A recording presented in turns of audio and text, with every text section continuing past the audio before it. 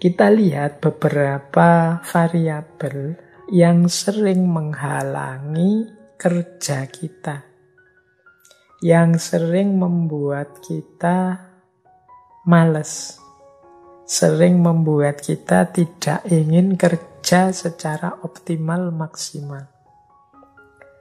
Jadi ada di catatan saya beberapa hal.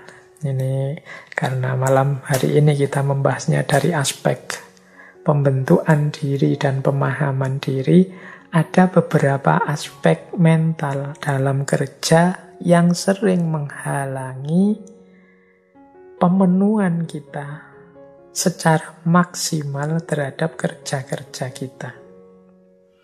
Kita lihat ya, halangannya apa saja.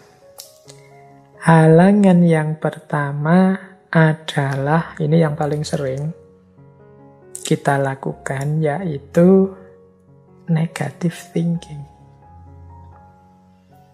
Nah, ya solusinya berarti kebalikannya, positive thinking.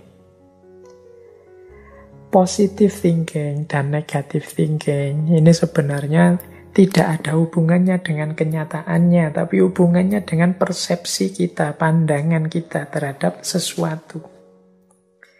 Kenyataan itu akan memberikan sesuatu yang positif pada kita atau memberikan sesuatu yang negatif pada kita, itu lebih banyak tergantung pada persepsi kita.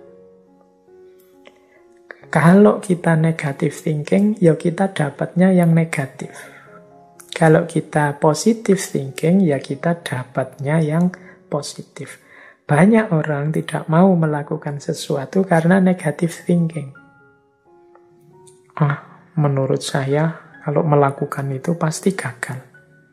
Menurut saya, kalau berteman dengan dia pasti tersakiti.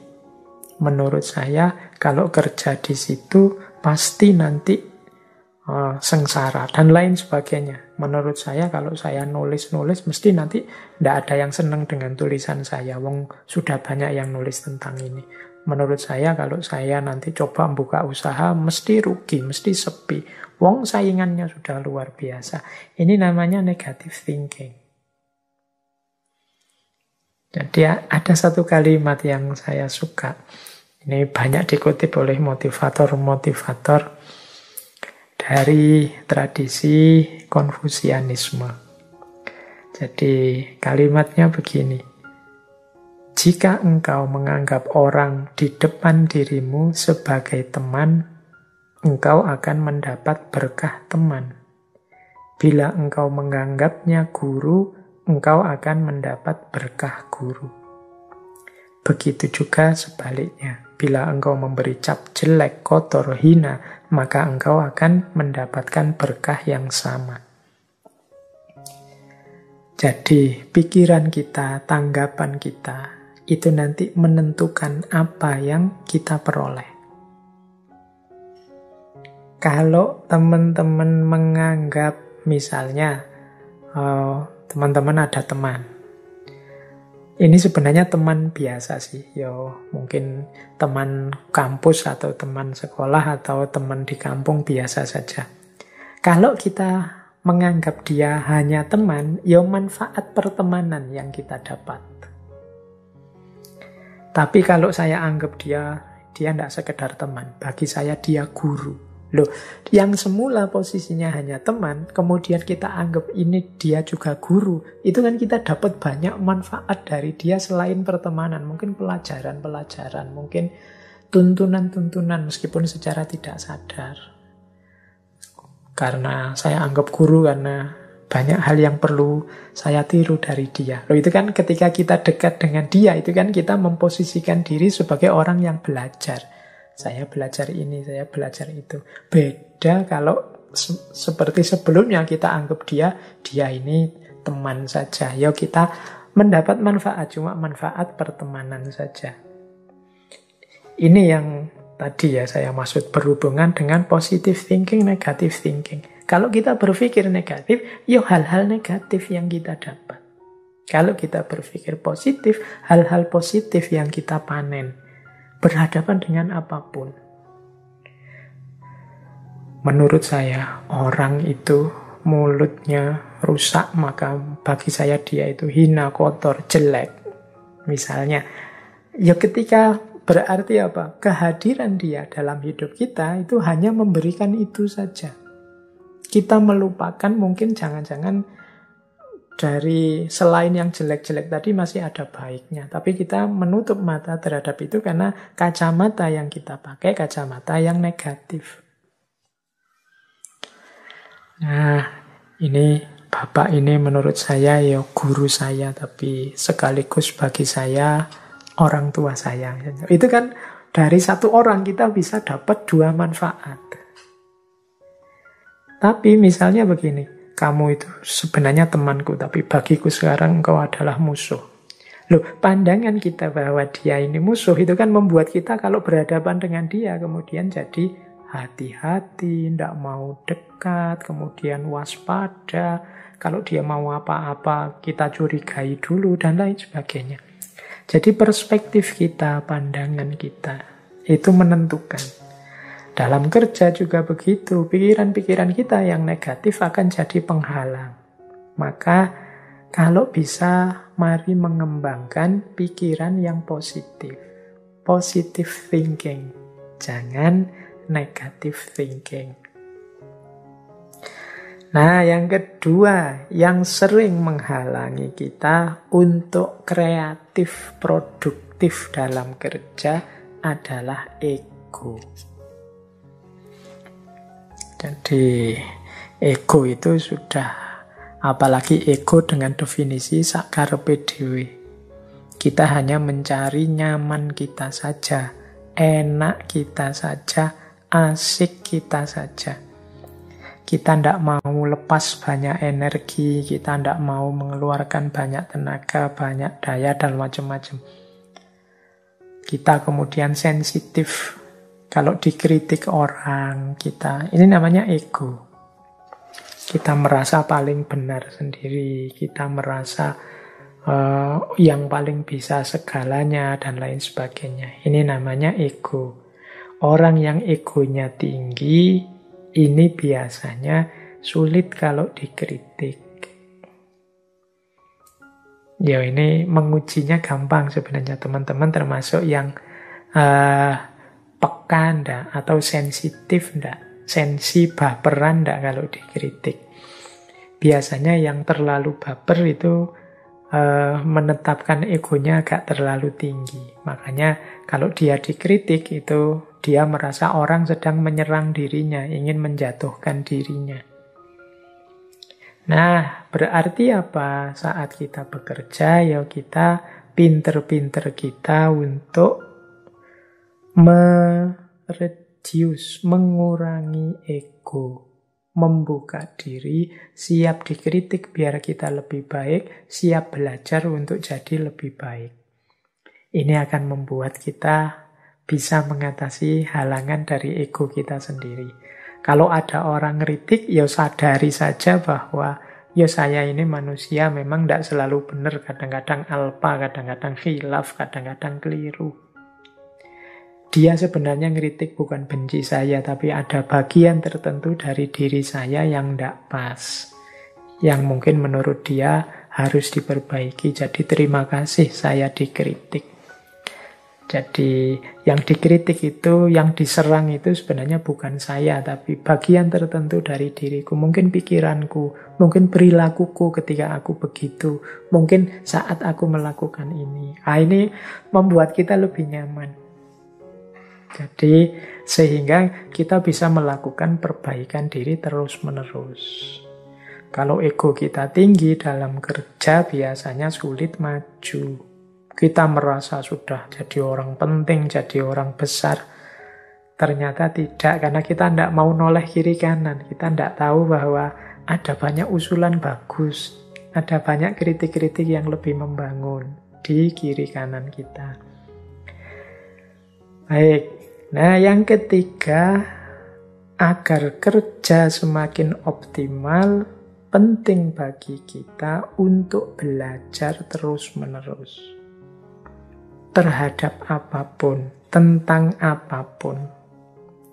Jadikan segala sesuatu, segala peristiwa, segala fenomena yang kita hadapi sebagai ayat. Ayat itu kan sesuatu yang kita baca, kita pahami, dan kita ambil manfaatnya untuk hidup kita. Jadi kita mengambil iktibar, kita mengambil pelajaran dari apa saja. Termasuk mungkin dari orang-orang yang membenci kita, atau dari orang-orang yang memusuhi kita, merusak kita, menyulitkan kita.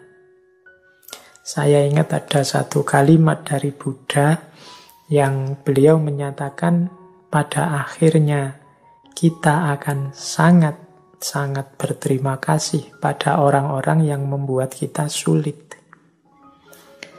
Mengapa orang-orang yang membuat kita sulit inilah yang membuat kita tahan banting, yang membuat kita berkembang jadi lebih baik, yang mengasah kemampuan kita, yang mendorong kita untuk jadi yang lebih tangguh. Ini berarti kita bisa mengambil pelajaran meskipun pada orang yang menyulitkan kita, memusuhi kita. Dari segala sesuatu. Ini persis kalimat yang sering kita pakai kan, mengambil hikmah dari apapun. Ini akan semakin membuat kita aktif dan produktif. Tidak lagi macet, mandek, dan malas. Nah, yang keempat adalah move on, moving forward. Ayo maju terus, jangan menyerah, jangan merasa sudah selesai atau jangan merasa terlalu cepat puas. Masih ada banyak manfaat, maslahat, kreasi, produktivitas yang bisa kita hasilkan. Moving forward. Moving forward ini yuk maju terus. Nggak mandek di satu titik. Saya membayangkan kayak anak-anak kita, adik-adik kita kalau main game itu. Kalau kita main game itu kan, misalnya main game di satu level, itu kan kita mati-matian segala daya, segala tenaga kita kerahkan untuk menang di level itu. Begitu menang di satu level ini, kita kan gembira, seneng. Tapi naik level sekarang. Bukan berarti perjuangan selesai. Kita lanjut ke level yang lebih tinggi. Nggak usah mikir lagi musuh-musuh di babak selanjutnya, di babak yang tadi, di level tadi. Kita kan gembira menang di level 1 misalnya kan nggak terus-terusan. Ya sudah, kalau sekarang level 2 yang kita pikir sekarang level 2-nya musuh di level 2. Yang sudah kalah ya sudah, yang sudah kita taklukkan ya sudah. Sekarang saatnya kita mengupgrade diri kita, naik ke level 2. Kan ada orang itu yang mentalnya adalah kalau sudah menang di level 1 ya sudah. Nggak usah naik ke level 2, nanti ada kesulitan lagi. Sudah, 1 ini aja, yang penting aku sudah menang di sini. Ya, ini nanti kerja yang tidak berdaya islah tadi, berdaya meningkatkan kualitas diri. Merasa sudah selesai di situ. Nah, mentalnya anak-anak yang main game ini menurut saya menarik. Ayo kita taklukkan hari ini, saat ini, situasi ini. Nanti kalau sudah unggul, saatnya kita naik level. Biar kita semakin berkembang, semakin baik, semakin baik, semakin baik. Produktivitas kita tambah meningkat, tambah meningkat. Teman-teman mungkin bisa mengkiaskan kayak HP itu loh. Apakah HP-HP merek apapun, apalagi HP-HP Cina, Samsung, Xiaomi, dan lain. Itu kan tiap sekian bulan itu ada versi barunya. Jadi tidak mandek di satu gaya, di satu versi saja, di satu tantangan saja. Tapi terus memikirkan inovasi baru, tantangan baru. Ini yang saya sebut moving forward. Maju terus, yuk maju terus. Jangan berhenti. Kita hidup ini dengan menaklukkan satu level ke level selanjutnya. Terus begitu. Nah, kalau kita punya mental seperti ini, apapun halangan dalam kerja itu rasanya kecil.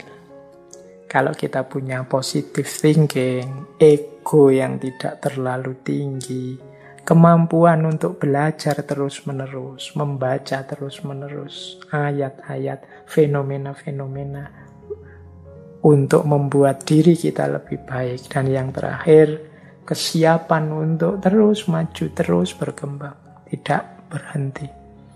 Nah, ini akan membentuk diri kita menjadi pekerja yang unggul, yang aktif, yang produktif, memberi manfaat dan maslahat.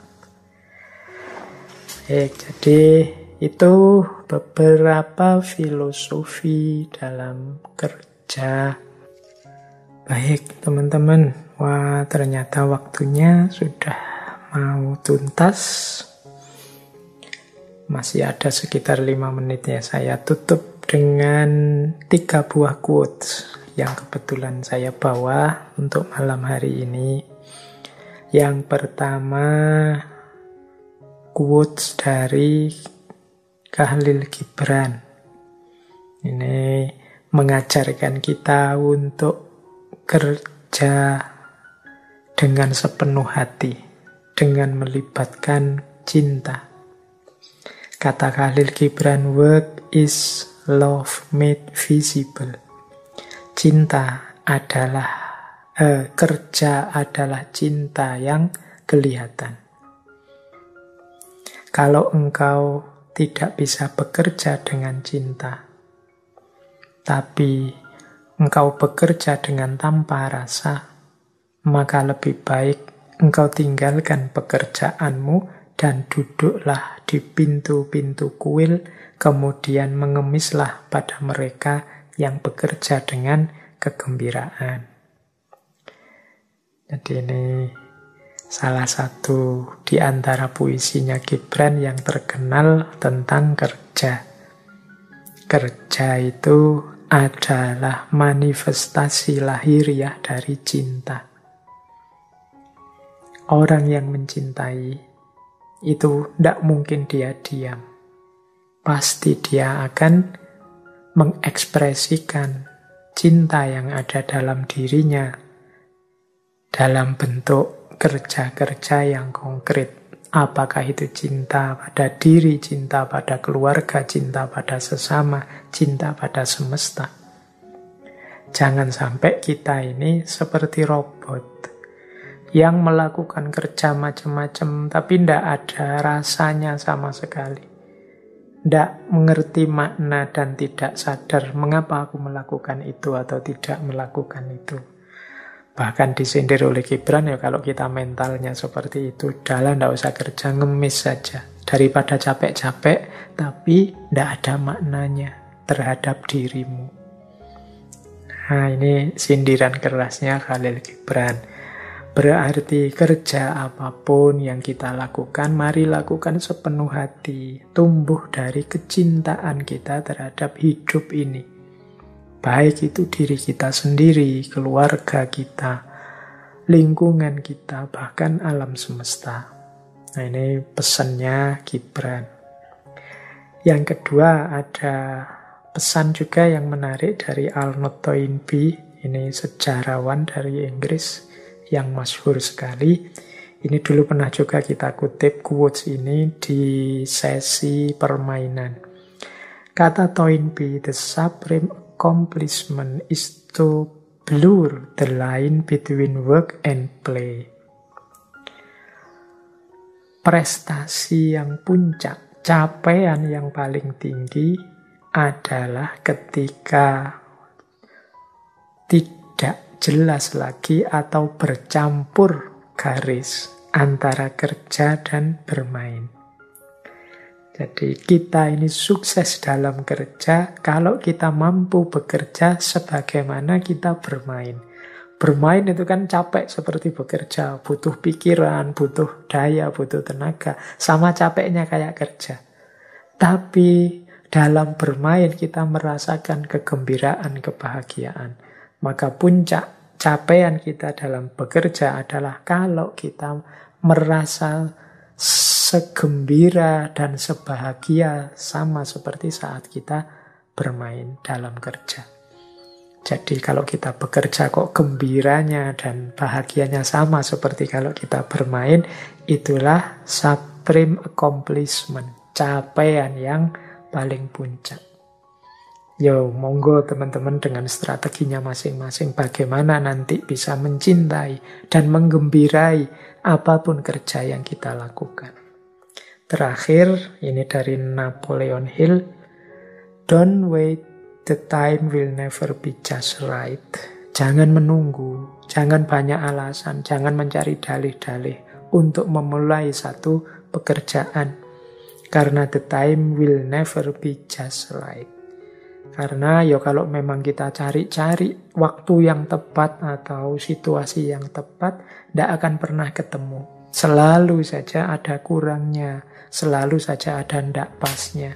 Karena kuncinya tidak pada ruang dan waktunya, tetapi pada kesungguhan dan diri kita sendiri. Untuk mau dan berani memulai. Maka jangan menunggu, jangan mencari waktu dan ruang yang perfect, yang sempurna. Tidak akan pernah ketemu.